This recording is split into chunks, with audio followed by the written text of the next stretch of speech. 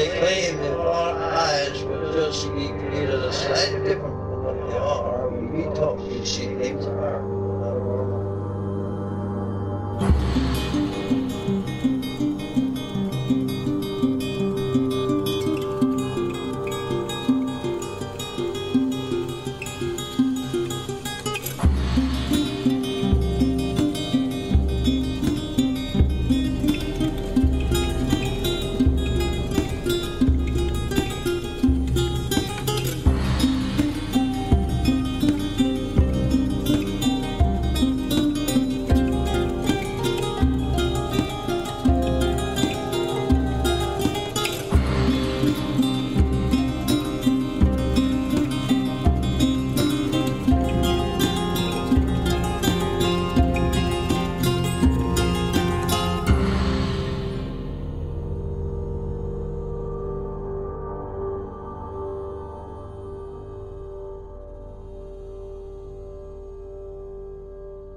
Welcome to Strange Familiars. Allison, Yes. other than being cold, how are you? Other than being cold, I'm okay. It is rather chilly out. It is. And we haven't even gotten the worst of it. I saw pictures of Chicago, and Is that coming this way? that might be because I think that was a few days ago. So I think we're getting that now, maybe. Hmm.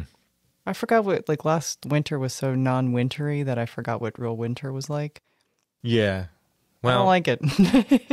I think we needed it because the cycle of plants has been off, I think, for years. Like some of the scrub in the woods just stays green year round because we don't get hard freezes. Yeah. And I think we kind of needed a hard freeze. Also, it kills off things that we'd like to have, so we don't have the prospect of getting Lyme in February 2nd. Exactly. Yeah, massive amounts of ticks that just never die off because we don't get a hard freeze. Yeah. Cycle of life. Well, on tonight's show, it's a show of two Johns, Allison. One with an H and one with an N. They both have N's. Yeah, I presume. Yeah. One with an H and one without, maybe? Yes. Okay. Yes. I will be first talking to John Goodwill. If you remember a few episodes back, I talked to Mike from the Moss Boys podcast about the book that the Moss Boys did called The White Monsters of Sherman, New York. Well, after I had Mike on the show, he said, hey, do you want to talk to John Goodwill, the witness? No, of course not. That's not what the whole show's about. So absolutely, yes, I did. So he put me in touch with John Goodwill, had a really cool conversation with him. I find him to just be matter of fact and genuine and just, again, what he saw, I guess, is up for debate. Mm-hmm. But the fact that he saw something unusual and his whole family saw it, to me, is pretty apparent, Mm-hmm. That always, for me personally, that when a bunch of people see the same thing, that always either A, ups the interest level, or B, ups the validity level. So Yeah. And you could tell it was the 1960s, though, because they see this giant sloth thing. They tell their parents, and at first their parents just laugh it off, as any parent even today would, I'm sure. You saw what? But eventually the parents see it. They see it as well. Mm-hmm. These kids continue to have a robust outdoor play life, right? Mm-hmm. And I was trying to think, like, if we saw giant sloths or giant things that we didn't know what they were, they look like sloths, but you don't really know what they are. You're staying in for a week or two. That's what I'd feel. I wouldn't let the kids they out. saw this over the course of years. Like, I don't know if I could ever feel confident going back to that area. Relax. Yeah. Well, I'd be fine, but relax sending the kids out by themselves, Yeah. Like, go out and play with the giant sloth creatures. But they had several encounters, and it scared his sister off her horse. She was riding her horse one time, and it bucked her right off. She had to run home with this thing in the field. It is fun to even just hear about those kind of stories of just kids on their own in the woods too. Like I know it's a trope of a certain era, but it's a trope because it's true. You know, we really did spend a lot of time outside. Were we the last generation of that? And then I think so there's this one girl in the neighborhood, and I don't think she's here anymore. I think her grandmother was raising her, and I think her grandmother died. Mm-hmm. But she was like a normal kid, right? Yeah. Running around. Oh, you mean currently? Yeah. Running around playing and stuff. But you'd see her like climbing a street sign climb to the top of a street sign. Or it'd be like 8:30 at night and there'd be like a gaggle of kids just walking around. And like, think, yeah, like, oh, these kids are wild. And you're like, that's exactly what we did. Like, they're just being kids. Yeah, but because she was raised by her grandmother probably did the same thing that our parents did, go outside. It was allowing her to be a kid in a sense, in a way that, I mean, parenting changes, and maybe for good and for bad, you know? Yeah, I think it's probably one step forward, two steps back in most things. Yeah, but it's interesting. It's different ways we rear our children, I suppose. But, you know, none of them are right or wrong. I guess probably all of them are wrong, you know? Oh, definitely. By the time you're an adult, you realize they were all wrong. Yeah. Everyone's just faking it. Here, this is the big reveal on Strange Familiars for anyone that is younger than 25. Everyone's faking it. Oh, yeah. No one's really an adult. Yeah, we often talk about that in private. I don't think we've ever brought it up on the show. There was a point when I was in my 30s. Now, when I was in my 20s, and I know you felt this way too, we kind of thought like our parents had it all figured out.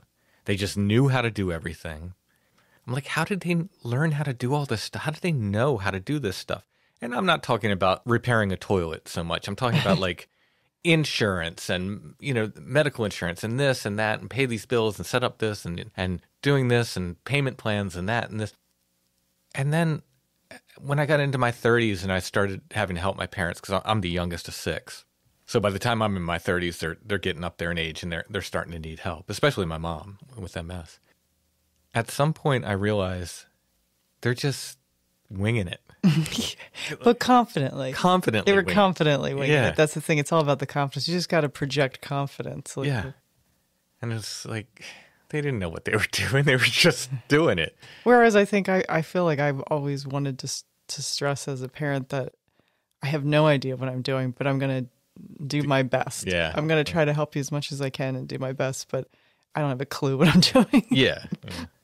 No one does. No, and no one does. That's the secret. So tonight, big reveal on Strange Familiars. Everyone's a phony. We're all walking through life blindfolded, just feeling our way around. Yeah, exactly. The second interview is going to be with Jon No H Darby. That's actually his middle name, No H. Yeah, No H. Jon No H Darby, who has this weird Ouija board story. You know what I've noticed about the whole Ouija board phenomenon is that it's one of those where nearly everyone has had an experience with Ouija board, and everyone's had something that was just, if not outright, like we talked to a demon for years, but then there's always like just some oddness. Like everyone has some odd little anecdote about a time they were messing around with the Ouija board. Yeah, I think you're right. So as much as when I was a kid, I was like, could there really be demons in a Mattel product or whatever? Like, is it Mattel? I forget what Ouija is owned by. One of the major like games. The same people that make Barbie really injecting demons into a piece of plastic. But, I guess it's all about how you use the tools, right? Yeah, it's not the board. It's what happens on the other side of the board. Often people say, I wouldn't have a Ouija board in my house. I'm like, well, there's nothing wrong with the board. I mean, I suppose you could have these rare instances where a board could get infested with a demonic spirit or something evil. But I think you could also make a case for not having Monopoly because you don't want to accidentally end up a slumlord. Well, I mean, maybe, I would like to be a top hat, though. Maybe a Monopoly board could get infested as well. But what I'm saying is, generally, there's not evil. So many people in paranormal conferences and stuff, I won't even have that in my house. Board's not going to hurt you. You could put it up on your wall, use it as a decoration if you wanted to. People with Ouija board T-shirts and stuff, they're not going to hell. It's the use of the board and what you may be contacting that you don't know of. That's the danger in it. It's not the board. The board's fine. You could use it as a way to teach your kids the alphabet. It certainly could. I guess you could. In the same way we all know where Madagascar is because of Risk, and there would be no other way to know where it was. Or just go to sleep and let the spirits teach your kids the alphabet. Just give them the Ouija board and just... That seems more proactive, take a nap, and the spirits can teach your kids. Don't do that, people. It's this flood of emails. I can't believe you told people to do that. I'm not. I'm kidding. That's a joke. All right. Before we get to that, I want to thank our patrons. Thank you, patrons. Thank you for your help. Thank you for your support. Thank you for everything you do to make Strange Familiars, or to help us make Strange Familiars. Without our patrons, we could not and would not make the show. You can become a patron at Patreon. It's patreon.com/strangefamiliars. There are different tiers of support. No matter what tier of support you choose, our patrons get commercial-free versions of the weekly shows, plus bonus episodes. We do exclusive episodes every month for our patrons of Strange Familiars, full episodes, at least one. Often we do more. Again, it's patreon.com/strangefamiliars if you want to help out. Apple Podcasts has a program as well. I think it's Apple Podcast Premium, but ours is called Patron of the Strange there. When you sign up there, you get the commercial-free weekly episodes and the monthly exclusive episodes as well. All right, let's go ahead and get to my interview with John Goodwill about the white monsters in Sherman, New York.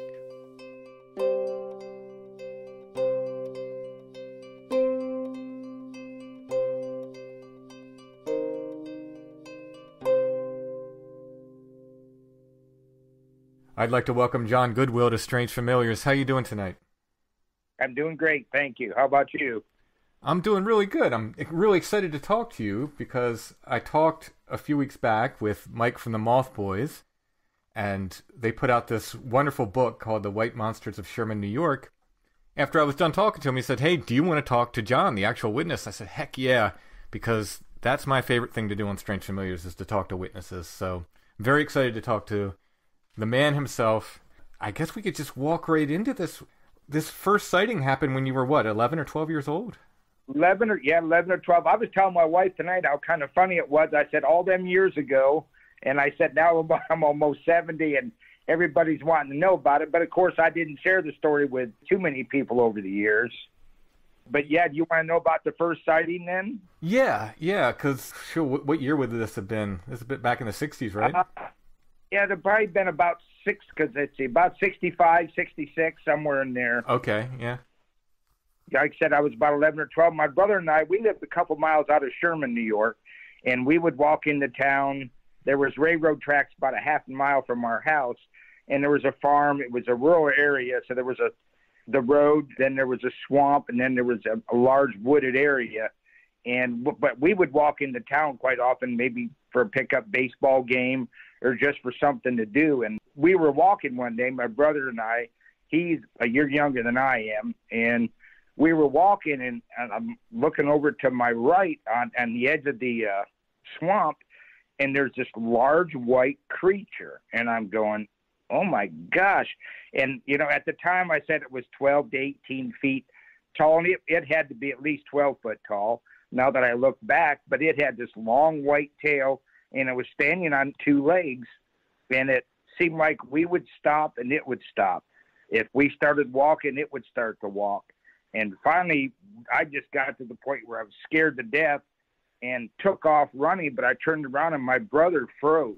And so I had to go back and get him, and I grabbed his hand, and we went across the railroad tracks to the top of this hill before we turned around. And when we did, the creature must have ducked back into the woods because it was gone. So we ran actually to a sawmill. My dad worked in a sawmill about another half a mile or so away, and we went in there just scared to death, hysterical and screaming. And, of course, they all thought we was nuts, including my dad. So they all kind of made fun of us. But that was the first time, and it scared us to death. It didn't come toward us or anything, but we were scared, I'll tell you that. How far away from you was this, about? I'd say probably 70 to 80 yards. And there was a clear swamp area. It was right at the edge of between like the swamp and a very large wooded area. And it was sort of pacing you, though. Yes, I mean, it was almost like it was just as curious as us as we were about. I mean, it would every time we would stop, and it would stop. So we didn't want to turn around and go home. So I'm thinking, I don't want to follow where I live. So I just took off. Like I said, my brother completely froze, and if I had went back and grabbed his hand, I don't know if the creature would have came toward us. I have no idea, but I grabbed him and pulled him along, and we ran. And was this thing on its hind legs the whole time? Yeah, this time it was on its hind legs the whole time, yes. And how did it move? Did it move smoothly in that way? Yes. It was just kind of walking along. It wasn't in any big hurry. And once we started running, I didn't even look because it was just like we were scared to death. So we just ran and ran and ran till we got to the top of this hill, then turned around. And at that point, we didn't see it again that day. At what point did you put together that it looked like a sloth? Well, I'm always curious about prehistoric animals and things like that. And when it looked, I said, wow, that looks just like, you start looking for pictures, and it looked just like a sloth. And as I got older, it's almost maybe like a mylodon, if you've ever seen a picture of a mylodon, which is kind of a smaller version of a giant sloth. With this had long white hair. Every time we seen it, it was the same. Always had white hair, long tail, and we just figured it just looked like a sloth to us. Wow. Yeah, I mean, that's like so out of place, and it was white. It was bright white. All white, and every time we seen it over the next few years, it was always white. Yeah, that is so interesting. That is really interesting. So when's the next time you see it? Well, I think the next time we were on that road again, and we looked down. This time we were further away, but there was two of them actually on all fours, and they were actually by the railroad tracks, still close to the swamp and the large wooded area, but there was two of them there. And so we're standing there watching them, and we're like, oh, my gosh, now there's two of them.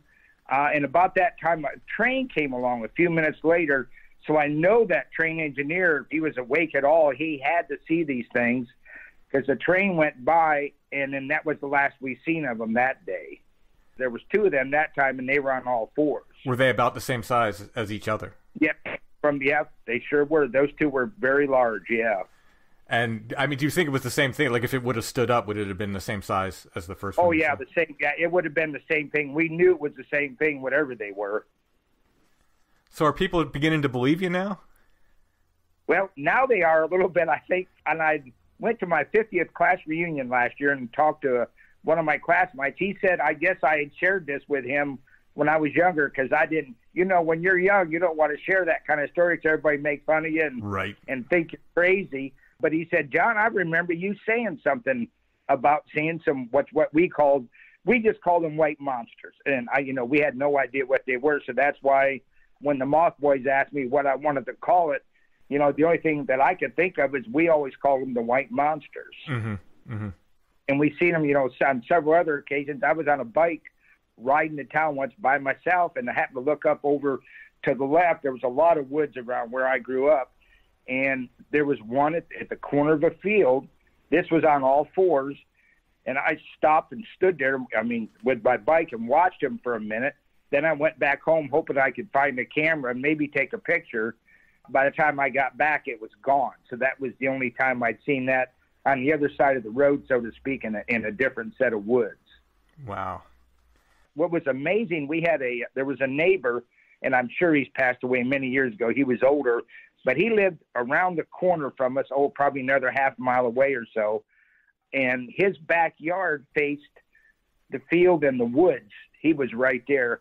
Well, we had walkie-talkies when we was young, and we happened to hear him one day talking to somebody. I don't know who he was talking to, and he said, hey, I keep seeing these large white creatures in back of my house in the field and in the woods. He said, they're way too big to be a bear. I don't know what they are. And that's how he described it. Huh. He said they're way too big to be a bear. So this gentleman had seen them basically in the same field and woods that we had seen them. Wow. Yeah, so we're like, oh, my gosh, I'm glad someone else. When my dad finally did see it, he was finally like, oh, boy, that's right. I guess I can't make fun of you anymore because, he finally seen it one day when it was down across the field, and he goes, oh, my gosh. He thought we were just full of it or, being kids are kids. But he finally seen it, and he's like, wow. I was telling the Moth Boys, I wish I believed in hypnosis. I don't know if it works. But we was camping in our yard one day at a pup tent, and my brother and I and two friends, and I woke up in the middle of the night screaming bloody murder, and I remember unzipping the tent and looking out, and all I seen was stars. And I've never done this before, and I've never done it since.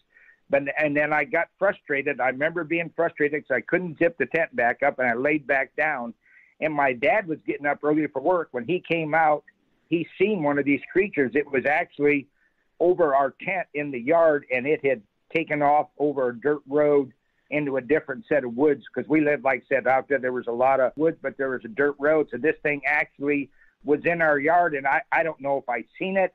If I sensed it, I don't know because I blocked it out, and I don't remember seeing anything except stars that night.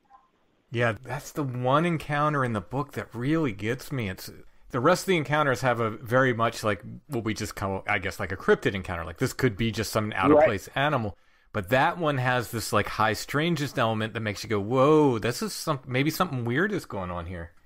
What was it doing? I mean, was it just curious? What was it? And I don't get why it was always us, but like I said, I just wish I knew what was going on or where it came from. And I tried to do research over the years.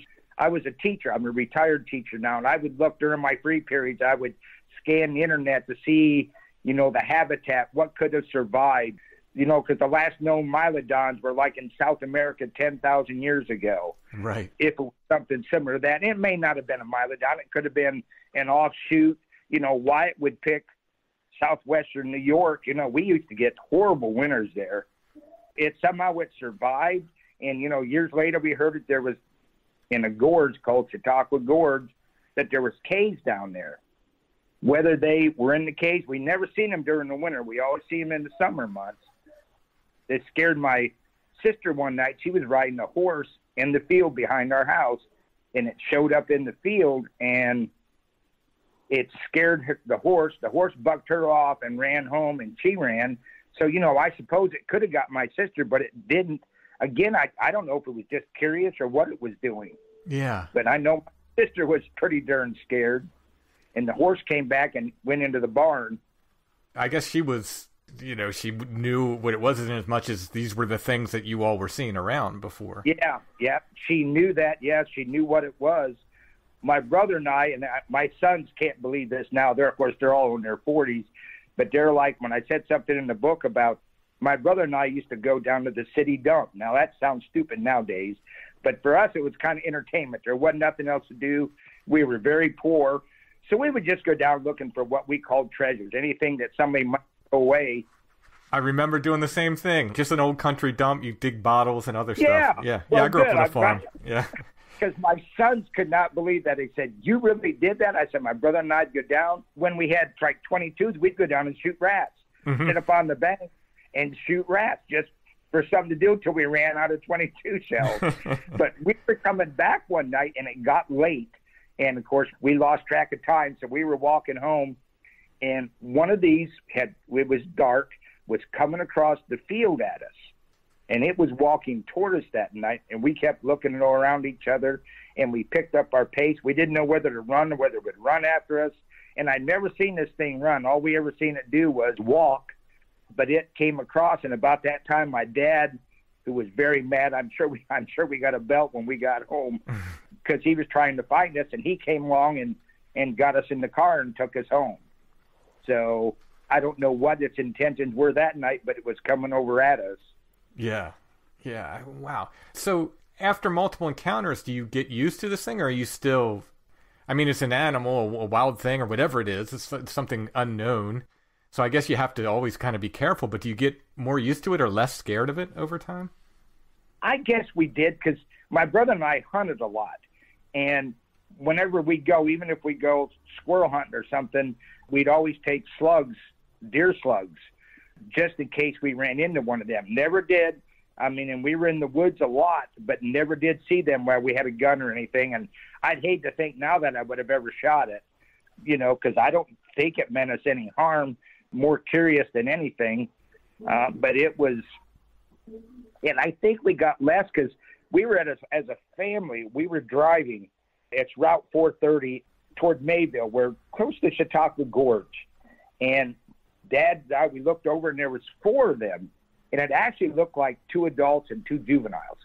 And they were playing in the quarter of this field. We pulled off to the side of the road, and my whole family, my mom and dad, my brothers, but we all sat there and watched them play for a while until they went back into the woods. But we actually pulled over and watched, and there was 4 of them that time. And the whole family got to see them. Yep, we sat there as a family in the car looking out the window. Dad pulled over to the side of the road, and we sat there and watched them. Now, did your parents have any, what did they say about it? They just couldn't figure it out either, but they really didn't. I'm thinking if that was me as a parent, I would have probably been trying to figure out what was going on. And, we talk about it from time to time, but no one, then after a while, probably after, a few years of seeing him, then we didn't see him anymore. The last couple of years before I went into service and moved out of Sherman, we didn't see them the last couple of years we were there. Yeah, so you saw these over the course, like these sightings happened over the course of years. Yeah, probably 2 to 3 years, I'd say. Okay. All right. And and always in the summertime. It was, we talked to one other guy that said he saw him close to the city dump.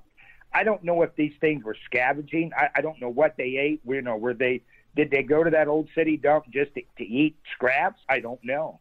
Mm-hmm. It may not have had anything to do with the city dump. The railroad track's no longer there. It's now a trail. And I think that was in the book. I think they took some pictures of what's now a trail. So we walked down that little bit, but it was quite the experience. And if I'd only seen it once and it was just me, I'd say that I probably was bonkers. But, we've seen it several times over several years, and my whole family's seen it. We know that one neighbor, how he described it when we were listening to the walkie-talkies, and it was just like, wow, I cannot believe this. And didn't even think too much of it till years later when the Moth Boys got a hold of him. Well, actually, they put that letter. I wrote a letter to John Keel when I was 15. Yeah, do you remember writing that? Yeah, I sure do. I remembered that letter, and of course I forgot about it. I got an answer back when I wrote that, and I told him we'd been seeing these strange white creatures close to our house. He wrote back, or somebody did, said, they get a lot of these sightings. They didn't have time to mess with mine, and I never gave it another thought until he ended up writing another book called The Mysterious Beings, The Complete Guide to Mysterious Beings, mm-hmm. and he published my letter in that book. And then, because like I said, I forgot about it, and my sister got a hold of me. She said, John, you wrote a letter, didn't you, when you was young? I said, about the white monsters? I said, yeah. She said, well, it's in a book now. Oh, wow. And then got a hold of it, and, of course, then the Moth Boys, who grew up in Chautauqua County, they're all like, wow. And they said they spent a long time, a couple of years, the way they described it, trying to get a hold of me or find me. Because I remember my oldest son lives in Cincinnati now, and he texted me or called me one night. He said, Dad, there's some guys from up around where you grew up wanting to know if you were the John Goodwill from Sherman, New York. And I told him yes. He said, they want your phone number or your email or something. I said, well, I don't know who these jokers are. I said, just give them my email. They can email me if they want. So they did. They contacted me, and I said, now, you guys just aren't flat trying to make me out a fool or trying to make fun. Oh, no. Now, they said we have fun in our podcast, which is no problem with me at all because I love to have fun. But I said, okay. I said, so we end up talking, communicating over the phone, and we, I think, FaceTimed or something, all four of us one time. And from there it went, we met up in Sherman, and they did the podcast up there. My brother did not want to be a part of it. He just said, nope, not going to do it. He sat there while we did it, and it went up to Sherman, and so they did the podcast, and it just seemed like it took off from there. I mean, they got the books now, and I did an interview on a local media outlet here a 3 weeks ago where I just finally said, hey, you might as well find out about it around here. I know it's not Chautauqua County, but I know they're telling me, Michael told me that they're in like all the libraries around Chautauqua County. They got the book in every library. They got it on Amazon. So they're trying to promote this as much as they can. And they're always in contact with me, which I appreciate. Yeah. Well, it's a great story. And it's a great, not just of seeing the creatures, but it's this great story of discovering, of finding you. I've had the pleasure of doing this myself with some witnesses in the past. And I told Mike when I talked to him, I was like, you get 1 or 2 of these probably in your career of doing this. You don't get many. It's so fantastic when it happens. That's why I was just so excited to interview Mike. And then he asked, he said, you want to interview John? I said, heck yeah, I want to interview John. I love the story, and I love the story as it continues. The story of them finding you and putting this all together. It's just such a great story overall. Yeah, when they told me the story of how all the work that they did trying to find me, because it took them a long time to finally track me down. And it was like, I really appreciate, because they took right off me and they went all out just to make sure this story gets out. And I said, well, that's good. That way I figured I'd die with that secret, you know, that no one would ever know much about it. And I was hoping that somebody else would come forward and say that they saw it. Yeah. So that, you know, that they could do that. The only thing I've ever looked, and I've looked over the years, is near Jamestown, New York. I don't know if you're too familiar with the area. I've been up to Sherman before. There was events they had there, festivals they had that my band played way back in the 90s. Oh, okay. I've been there for that, but I haven't been to many other places. Yeah, because Jamestown's a little bit of ways, and I happened to find one thing on the internet where it said, well, let me see if I can find it here. Because I've been always trying to find like strange sightings or creatures or white creatures, and there was something I found on the internet here. It says, at the end of this story, it said, several months later, I read that in Jamestown, New York, there had been a sighting of a white Bigfoot, they called it, that chased a group of kids off a bike path, not far from where this guy had his sighting that he thought was a Bigfoot. So, you know, if white, you don't usually hear a Bigfoot being white. I'm just wondering if that's the same creature or not. I don't know. Right. I mean, it seems that the problem is with Bigfoot researchers, and I've noticed this, they'll kind of ignore, and some other cryptid researchers too, they'll sometimes ignore what the witnesses are telling them in favor of what they want it to be. So they would... What they want to sound like, absolutely. Yeah. You're right. Oh, I never thought of that. You're absolutely right, yeah. So the witness could describe it, and like in your case, what you're describing with the tail, and you're very certain what you saw, and you saw it a number of times, you know, it's hard to turn that into anything else. But if somebody just saw it once, I can seriously see a Bigfoot researcher saying, well, it was a Bigfoot. You just thought it was that. Yeah, you know? Yeah, I can see that too now that you mention it. Absolutely, they would, yeah. Yeah, it happens a lot, and it happens with these other... The Dog Man is the new fancy cryptid that people are, you know, he's supposed to be scarier than Bigfoot. It's supposed to be like a wolf-like thing. And a lot of... Sure. I actually put one in my book, a local story that was supposedly a Dog Man, and the witness contacted me, and she was very upset. And she said, well, I never said it was a Dog Man. So I was printing someone else's account, you know, another researcher's account. And she's like, and I told him it wasn't a Dog Man. You know, what she saw was, you know, more like a Bigfoot. But whoever took the account was so determined that it should be a Dogman that he wrote it down. But the witness was very upset, and I had to apologize. I said, I'm sorry, I was just printing what this other guy said, you know. I have to correct it maybe in future volumes. But yeah, it certainly happens. Which is one of the reasons I like what the Moth Boys did, and I like that you're very certain about what you saw, because this wasn't a Bigfoot by all accounts. This looked like a sloth. No, not even close to a Bigfoot. No, mm-hmm. Sure wasn't. No. The drawings show it with sort of like the sloth-like long claws. Did you see those? I didn't see the claws. I think they kind of added that to the picture. We were never that close enough to where I seen the claws. Okay. All we seen was like the big white with the long tail, but no, never did see the claws. Mm-hmm. Wow, it's such a cool account. And like I said, I just love the whole story of them finding you. During the time that these were happening, did anything else strange happen? Did you ever see any weird lights in the sky or anything like that? You know, the only other thing, and I'd almost forgot about it, this was actually probably a couple years before that. Before we first seen them, or at least a little while, we were camping with the Cub Scouts in Chautauqua Gorge. And I remember going out behind the tent one night and had to go to the bathroom. I was out there, and I looked up. There was like a spacecraft, but now it wasn't a flying saucer. It looked just like one of our spacecraft, like a cone-shaped, and it was going very slow, and it wasn't that high above the trees even. And I'm looking up there thinking, wow. And, of course, then I thought, the only time I ever seen that, and I thought, well, am I dreaming or what? But that was kind of different that night. Like I said, it wasn't like a UFO, like everybody describes it as a saucer and zigzagging. And this was just very low and very slow moving over that area. But we were camping in Chautauqua Gorge.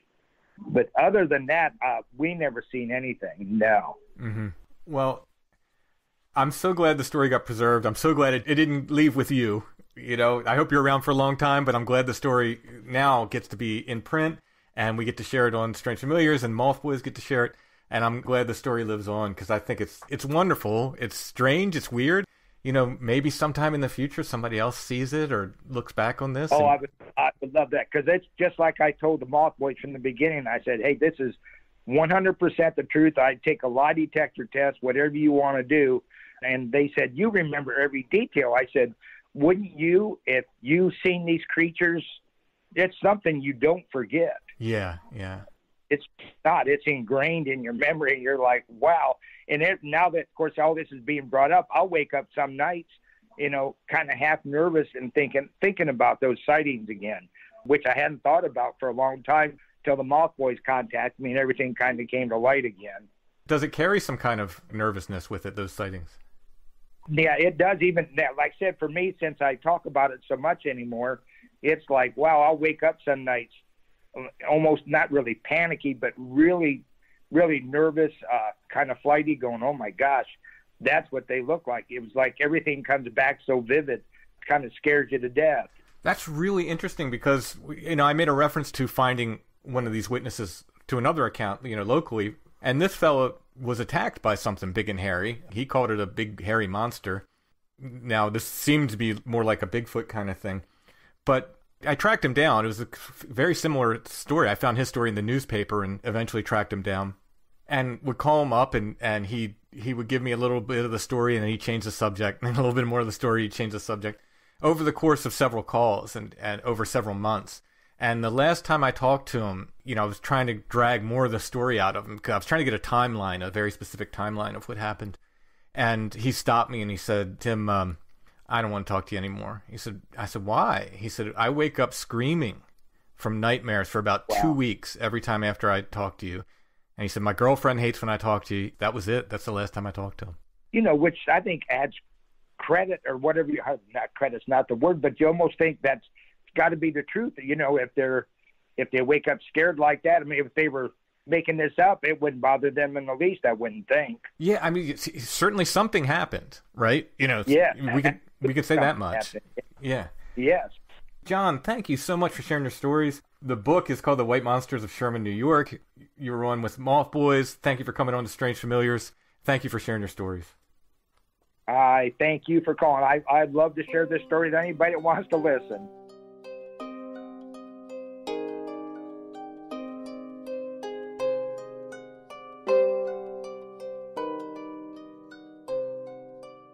So that book, again, by the Moth Boys, is called The White Monsters of Sherman, New York. You can get it on Amazon. You can get it wherever books are sold. And I think you can probably get it directly from the Moth Boys as well. It's a neat little book that chronicles all of Jon's sightings. In the back, there are some photos of the different areas where they had sightings. Lots of full-color illustrations. It's a cool little book. I really like it. The White Monsters of Sherman, New York. And thanks again to the Moth Boys for pointing John Goodwill my way. Do you have a sense of, is Sherman, New York near Erie? Is that like Erie, Pennsylvania? Yeah, we've been there. We've been to Sherman, New York? Yes.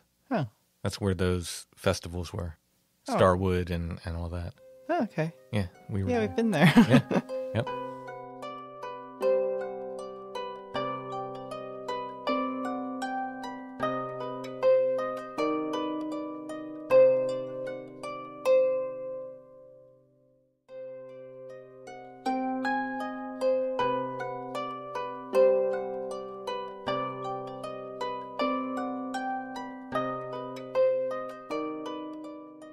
Next up, let's talk to Jon and get his weird Ouija story.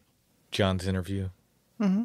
I recorded it before we recorded the intro and outro to the show last week. Yeah. And I talked to Jon about the hanging tampon in the tree. Yeah. And I basically go over the same thing we went over last week. But Zoe got such a kick out of it that I left it in just for her in Jon's interview. So maybe she can laugh some more at two more paranormal fellows discussing a hanging tampon. That's for you, Zoe. You're welcome.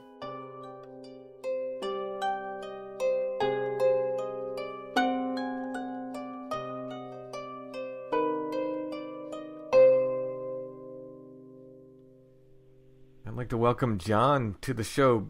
Jon from Riverbend Comics, who we hear about somewhat often on the show. How you doing, Jon? I'm doing well. How are you doing? All right. And how are things at Riverbend? Pretty good. Yeah, we're moving along. It is pouring rain right here outside, which is a nice I guess a nice change from the big snow. I liked having the snow, but I'm glad it's leaving. Yeah, it would do a little hike yesterday. I knew the rain was coming, so yeah, nice. Spent some time in Hex Hollow and found a odd thing. So, and I wonder if you ever saw this. I was off trail. I wanted to look at one of these walls that kind of work their way through Hex Hollow. There's kind of a maze of walls, and they connect in weird ways. And I have some suspicion that they're maybe a little older than, or maybe possibly a lot older than people think. So I was sort of tracing one of these walls to the end. I'd never walked it end to end. Okay. I'm off trail, thankfully we've had enough cold weather now where, the brush is beat down a bit and a lot of the undergrowth has died. And I see something white up ahead. I'm like, what is that? It's hanging from a tree. It's right beside the wall. And I get closer to it and I realize it's a tampon someone has tied into the tree. And I thought, this is really, really weird. Like, why would someone do this? It appeared to be fresh out of the package. Let's say that. That's the most delicate way I can put it. And I'm just like, what the heck? Why would someone do this? But then I was talking about it on the Strange Familiars Discord, and people were like, oh, yeah, people use them as trail markers. They make great trail markers. I had never seen that before. I feel like there's got to be so many other things you could use for a trail marker. Yeah. I tell you, it worked. It caught my eye from a long distance because it was bright white. Yeah. So, I mean, as far as that goes, it worked. There weren't any others, though. It's not like there was a series of them leading to it or away from it either. Yeah. There was that time that we were hiking off trail, you and I forget who was with us, but we were using like really bright colored tape. I think maybe Chad had it or something. Yeah, like construction kind of tape. Yeah. Yeah. I mean, that seems like way less bulky to carry a bunch with you, and that worked really well. Yeah. I thought this was something genuinely weird or, possibly perverted. But then when I mentioned on Discord, people were like, oh, no, people do this. Like, this is a thing people do. I have not seen that. Yeah. I'm thankful that I haven't seen that. I feel like it's odd, but I guess it's a thing. I mean, like I said, it certainly worked. I could see it from a long distance away, and I was like, what the heck is that? Yeah, I could definitely see it working, but I might have a hard time explaining to someone why I'm carrying a whole bunch of tampons with me. Yeah, a little bit odd decoration for Christmas on the trees. Yeah, I could see it as like a nice way to improvise if you are, if a woman is hiking and she would happen to have them with her anyway. Like, brilliant use of what you have at your disposal. And there's other articles people link to say basically they have like first aid uses because they are sterile, and if you I have heard that. Yeah. So, more than one person I think in the Discord said, "Oh yeah, I carry them with me when I'm hiking." I'm like, wow, okay, so this is something I did not know. But we're not here to talk about feminine hygiene products in hiking. We are here to talk about a weird Ouija experience that you told me about that is really, really, I don't know if it's creepy or just weird. Yeah, I don't know either. And I've been thinking about it a lot since I was telling you about it. And I don't know if it is something creepy and strange to it, or if it's just a bizarre coincidence. So, but it was weird. Yeah. It feels more than coincidence, but what it means or what it's about, who knows? I guess we can let the listeners decide. Yeah, so starting to kind of set this up a bit, it's the holidays. My son is home from college, and his girlfriend, who goes to another close by college, basically spent the holidays with us at our house. She's great, and it was nice having them all here. And they were getting ready to head out to a party. My son's 19, and he has his own car. So they're getting ready to head out to a party. It is, past dark. I forget what time it was. It's probably like 9 o'clock at night at this point. Right before they left, she happened to catch the Ouija board that I have on my shelf and was really interested in it and said, can we do that sometime? Full disclosure, I don't have a whole lot of experience with Ouija boards. I've never really sat down and done a session with anyone, but I picked these up secondhand and I have them and they're just kind of neat and I'm intrigued by them. And it's not something my family would normally want to do. And my son himself is a total skeptic about this kind of thing. So I was excited that she had some interest and I said, let's do it right now. And so she was game.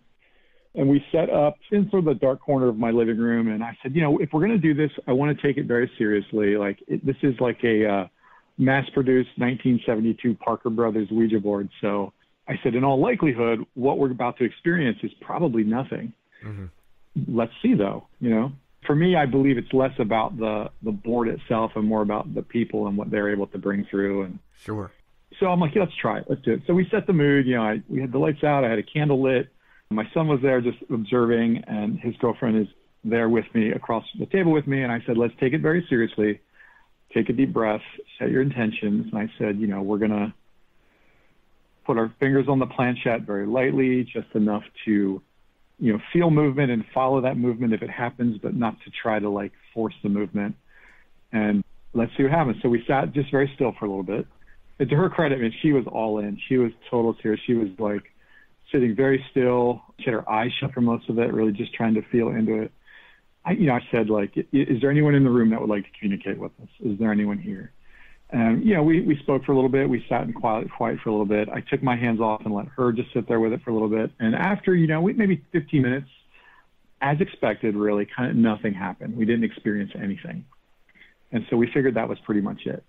Prior to starting this, I said, fair warning, there is theoretically the possibility of bringing in a spirit or something that maybe is either mischievous or something worse. So just to know that's a possibility. And she was like, okay, let's do this. I'm not laughing at that. I'm just laughing at the willingness. I was like, okay. Yeah.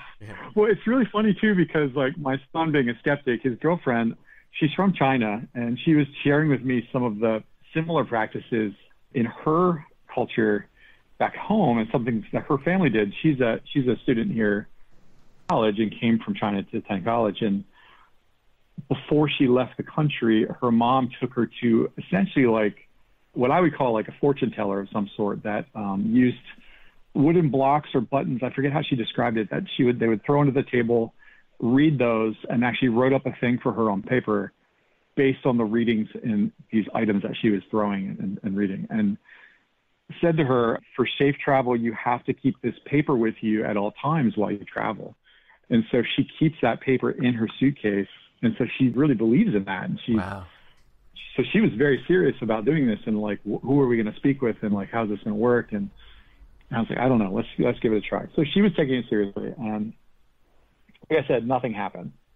We finished up, put everything away, and off they went to their party. And she has a newer car that they drive that tells her the air pressure in her tires. Yeah. As they're leaving, I guess she noticed that the tire pressure was low in one of her tires, and they decided to stop at the Rudders down the street. And for those listeners that aren't local, Rudders is a local convenience store gas station type place. Stopped at the Rudders, used the air pump to fill the tires, and I get a phone call from my son, and he says, hey, we're having trouble with her tires. The air pump is not putting air in. The air pump is letting air out. It's not working. And so my first thought is, well, maybe it's a valve issue or something like that. So I said, do you want some help? They're a half a mile down the road. I said, do you want some help? And he said, yeah, it'd be great. We can't figure out what to do here. The air is now pretty low. And so I went down, 2-3 minutes away, drove down, looked at the tire with him, and I tried the pump myself. It's not working. I said, we should probably, maybe you have a valve issue. Let's swap the tire for the spare. So we put the spare on. The other tire I threw in my car. I said, I'll work on the valve tomorrow, see what's going on with that. And went on my way. Went back home. They got the spare. They're good to go. By the time I pull into my driveway at home, I get another call from them that said, all of the tires are now low, and we can't get any of the tires to hold air. The pump isn't working. It's pulling air out of them. It's not putting air in. And I'm like, okay. And I can't, for the life of me, figure out a reason why 4 tires would suddenly be low in air. Right. And that the pump wouldn't be repairing that. So I said, I'll come back down. I hadn't even gotten out of the car at that point. I said, let me turn around. And so I get down, and by the time I had gotten there, there had been another woman, I guess, pulled up to the pump because they needed to use it, so they moved out of the way. And this woman used the pump, presumably with no trouble, and went about her way. And so I said, okay, let's try this again. I'm now using this pump, and it's not putting any air into the tires. And her tires are supposed to be at 33 pounds apiece. Now I've got one of them at 9 pounds, one of them at 22, and the other 2 at 17. And I'm like, something is going on here. I don't know what it is. But about a half a block away or half a mile away is another convenience store with an air pump. I said, let's take a short drive over there and use their pump to fill these up. So we get to that pump, and that pump has a digital readout as you're using it to tell you how much, and you program it for 33 pounds that you want, and then you plug it in, and the numbers should theoretically go up. So I'm trying to use their pump now on the one tire that was 7 pounds. And so I'm pumping it, putting air into it, and it says 7 pounds, 9 pounds, 12 pounds, 85 pounds, 40 pounds, 50 pounds, 2 pounds. The digital readout is just going all over the place. So I had worked, when I was doing telephone work, I had worked in a tire shop. It was actually a place that they did tires for like tractor trailers and stuff. Okay. And I have been in there when they've overinflated tires, like they hook the pump up and like walk away and do something else while this thing was filling up. Yeah. And the explosions these things make, it almost gave me a heart attack when this thing went off. Yeah. And yeah, I've also experienced that. Yeah, yeah. And so I'm always like not afraid, but I'm a little gun shy. So if I would have seen that pressure jump up to like 50 or 80 pounds or whatever it was, that would have freaked me out. I wouldn't say it freaked me out because I'm out there with the tire and I can physically feel that tire has not enough air in it. Like I can depress that tire with my thumb. Yeah, yeah. But as I can feel how low that is, I can also see that digital readout is going crazy. So that pump would not work on any of the 4 tires either. And at this point, I'm at a complete loss. And I said, I don't know what to tell you guys right now, but what I can tell you is that you can't take this car to the party. So I ended up taking her car back to my house. And I said, let me take this back to our house. Let's figure it out in the light of day tomorrow. I'll try it again. You take my car to the party, which is what happened. So I figured there's a manufacturing issue. All 4 valves failed at the same time. Something weird is happening. I don't know. It was beyond my scope of experience. So 9 a.m. the next morning comes, light of day, and I have a portable air compressor. And I said, let me just try to pump these up. Meanwhile, I had already researched like how to replace valves in a tire. Is it worth it? Do you need new tires? I take the portable air compressor out, put it on the first tire, pump it up completely, no problems. Second, third tire, no problems. I then took the one that had been in my car that we replaced with the spare that was the original culprit, pumped it up fine, no problems. I took the spare off, put that one back on, took the car for a test drive, checked the readings on the dash. It said everything was at 33 pounds like it should be, no problems. And then that's when it popped into my head. I was like, oh man, I did warn her that this could bring about mischief. Right, yeah. And I, again, I don't know. Right. Who knows what happened now with those tires? Maybe there's a listener with more knowledge about air compressors and pumps and tires than me, but it was a very strange experience. Yeah, that's overall. It's very odd, like right on the tail of the Ouija board. And to your knowledge, have the tires been fine ever since? Yeah, I checked in with her, and there's no problems with the tires at all. So doesn't seem to be, like, at first I was thinking, okay, maybe it's the digital reading in the car, the sensors or whatever. I'm told they can go bad, but it would be odd for all 4 of those to go bad at once. It'd be really odd for 4 valve stems to fail at once, but I guess it's not outside of the realm of possibility. Yeah. Yeah, and then when you told me, like, the following day, no, it was fine. Okay, that's a little weird. And the fact that, okay, it wasn't the pump, you tried different pumps, it's just... Yeah, I tried 2 different pumps at 2 locations and witnessed another woman use one of the pumps with no trouble. Yeah, I don't know. I mean, who knows, but that is really weird. Yeah, and it definitely wasn't an issue with the sensor in the car because you could visually see that the tires were low pressure. Like the one looked almost flat and the other 2 were squishy, and I kind of limped it home like that. And then the next morning, I was feeling really bummed the next morning because I'm like, this is going to be an expensive fix for her if she needs to replace 4 tires. I didn't know what was happening, and the air compressor just pumped them right up, and it was like they were brand new, no issues. What did she say about that? Does she have any thoughts on it? Well, she immediately went to the idea that there was a mischievous spirit that did this. And I was like, I appreciated her, like, I guess her willingness to believe in something like that. Her lack of skepticism, and I tend to lean on the skeptical side myself, but I still couldn't figure out what was happening here. So all I do know for sure is that we had a very uneventful Ouija board session. We had a mention of mischievous spirits, and then crazy mischief happened, and then the next day it was fine. Right. So yeah, for whatever that's worth. I don't know. It's weird enough where as soon as you told me, I was like, hey, can we put this on the show? I was like, yeah, that's right. That's weird. So who knows? But it feels odd in the wake of the Ouija board.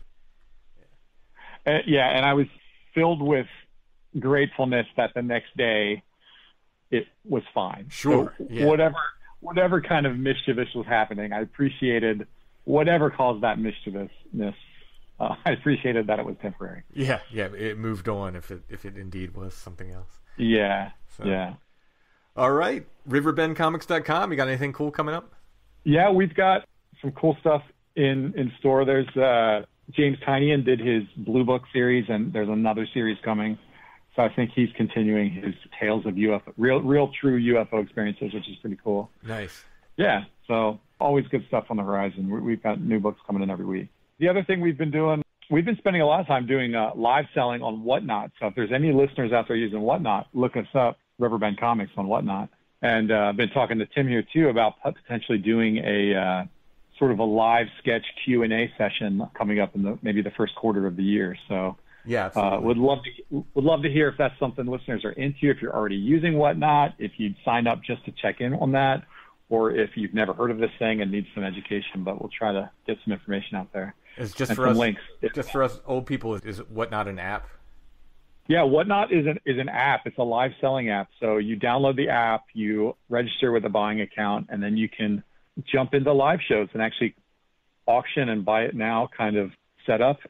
I felt a little bit like an old doggy learning new tricks, but I'm totally versed in it now, and it's been great for us. You do multiple shows a week, don't you?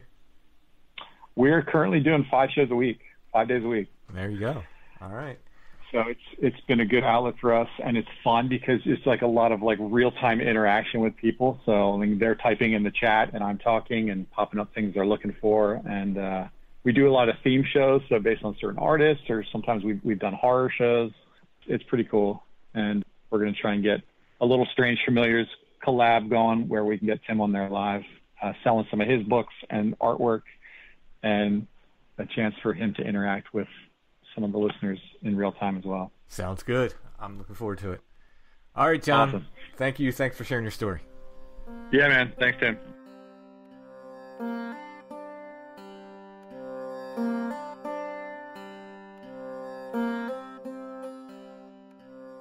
So after I hung up with John, he texted me, like almost immediately. And he said, immediately after our call, I walked out into my kitchen and my front door opened by itself. I said, yikes. He said, seriously, it scared the crap out of me. Perhaps the weirdness will continue there at the House of Darby. I think he just opened up the door and left, though. Maybe that was it. It was leaving. It was eavesdropping on our interview. And I was like, okay, I'm done here.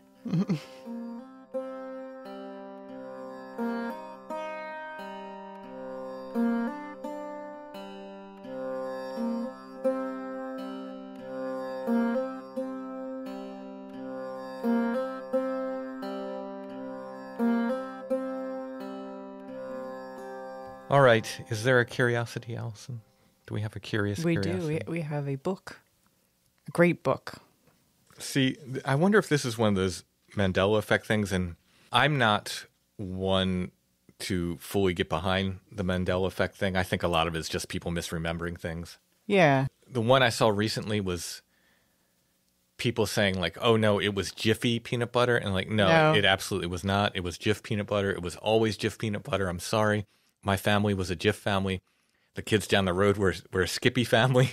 And I remember just being like, Skippy, you heathens. To my knowledge, there was never any Jiffy peanut butter. There was a Jiffy Pop popcorn. Oh, yeah. But no Jiffy peanut butter. That was in the silver thing that blew up, right? I think so, yeah.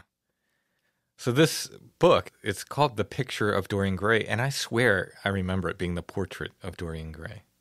Yeah, when you actually, I was trying to double check like what the difference was.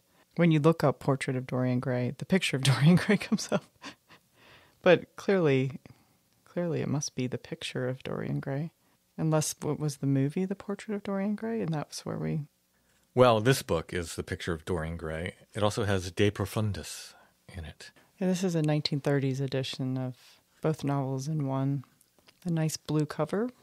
I think De Profundis was an essay he wrote from prison, perhaps. Yeah.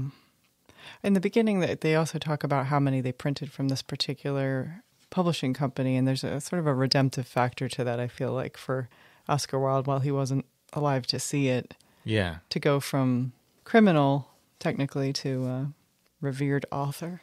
It says, the picture of Dorian Gray was published in the Modern Library for the first time in 1917. In the ensuing 14 years, over 150,000 copies of the book were printed, after which the original plates were destroyed. The first edition from the new plates was printed in October 1931. Wonder why they destroyed the original plates.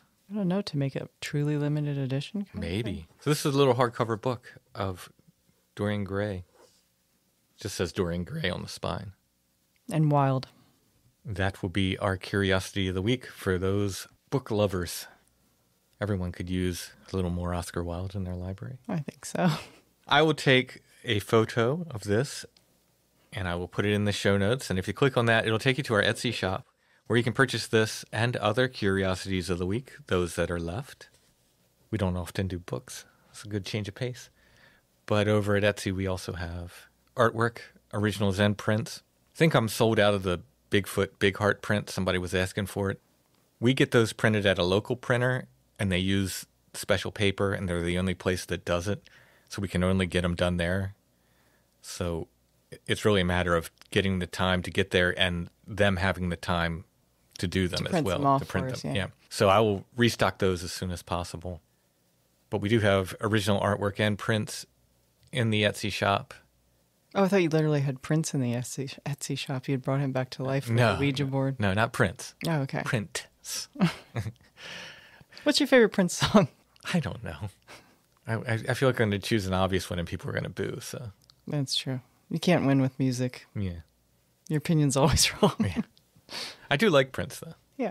I think he's very talented. I always refer to him as the first man on my wall. Like the first poster, because it Purple Rain came with a poster, mm-hmm.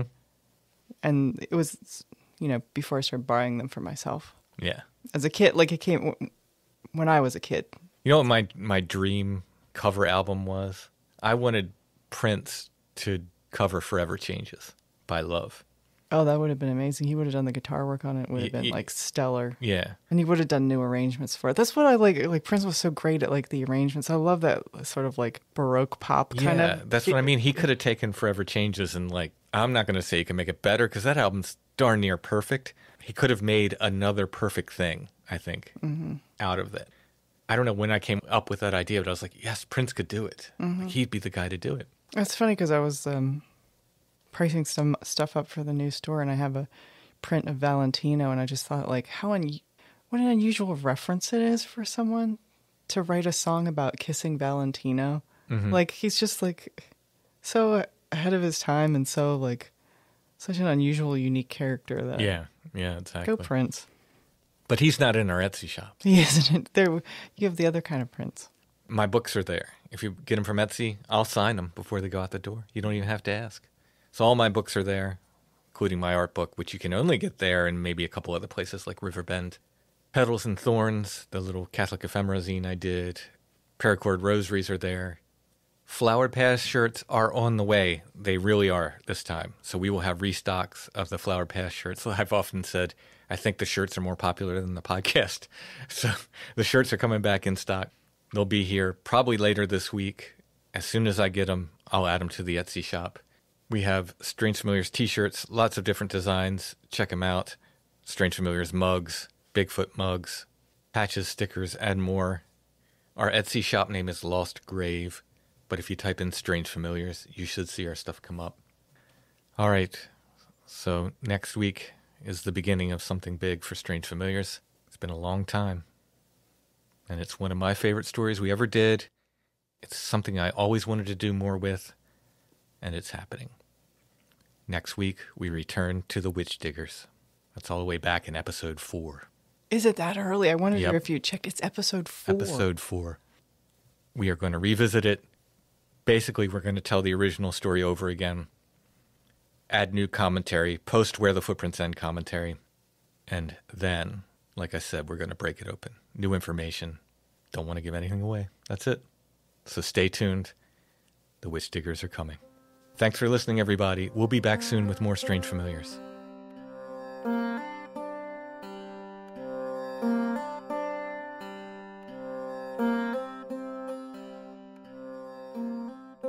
Strange Familiars is a production of Dark Holler Arts. Intro and background music is by Stone Breath. If you want to hear more or purchase music, you can go to stonebreath.bandcamp.com. Strange Familiars is on Facebook, facebook.com/Strange Familiars. The Strange Familiars Gathering group is there as well. We are on Instagram, @Strange Familiars, one word, no underscores. Please give us a like and a follow there. For Strange Familiars merch, strangefamiliars.com/merch. It's pretty easy to remember. That's where you go for Strange Familiars merch. strangefamiliars.com. I'm going to use my context clues here. /merch. By saying that, I mean nowhere else. That is where you go. strangefamiliars.com/merch. Anywhere else is not us. And we're always at strangefamiliars.com.